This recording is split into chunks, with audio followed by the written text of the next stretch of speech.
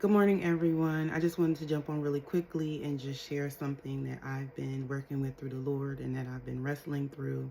And that's just being obedient to the Lord. When we give our yes to the Lord, when He asks us to do something, it requires obedience. So the first step is answering the Lord, right? So the next step is obedience. And in being obedient to the Lord, it requires submission. So submitting to His will, submitting to His authority, and doing what He's asking you to do, right? And then there is surrendering. So surrendering anything that can be a hindrance to you being obedient to the Lord and what He's asking you to do. I know sometimes that can be hard, and really looking at what does it really look like to be fully surrendered to the Lord, so that we can be obedient to Him. I also just wanted to share that, I'm learning that I didn't realize how much work the Lord does. Even in our season, even when we are being obedient to the Lord, He does work. He shows us different areas where we need to grow, as well as the things, as I mentioned before, things that may be hindering us from being obedient. The Lord revealed to me this morning that for me, what's been hindering me from being obedient to what He's asking me to do is procrastination.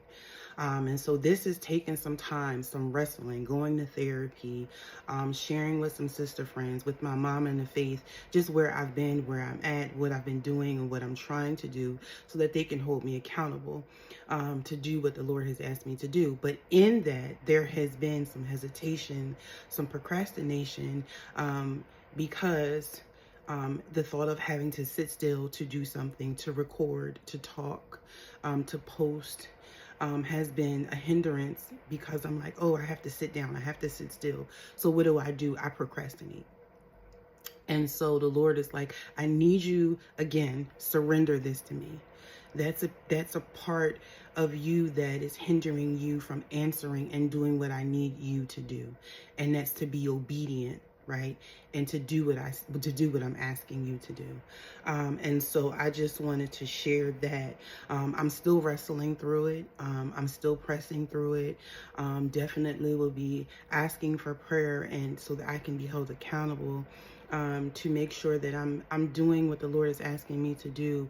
And that, I love in Hebrews 12, where it talks about lay aside every weight and snare that can that can lay aside every weight and sin that can easily ensnare you, right? Because when you're weighed down or when something is a hindrance, so basically think of something that is in your way. When you trip over something, it's in your way of you doing what the Lord is asking you to do.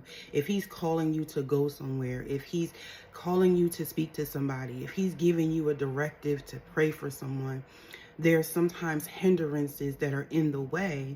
And if we are not willing to surrender to the Lord, submit to Him, that requires prayer, that requires tarrying in His word, tarrying for a moment with Him in prayer, and also requires us to wait so that He can reveal what is hindering us and causing us to not follow through on what He's asking us to do. And what can also, hindrance can cause us to not trust Him in what He's asking us to do, right? Because the word says that He will never leave us or forsake us, right? He's omnipresent. He's always with us.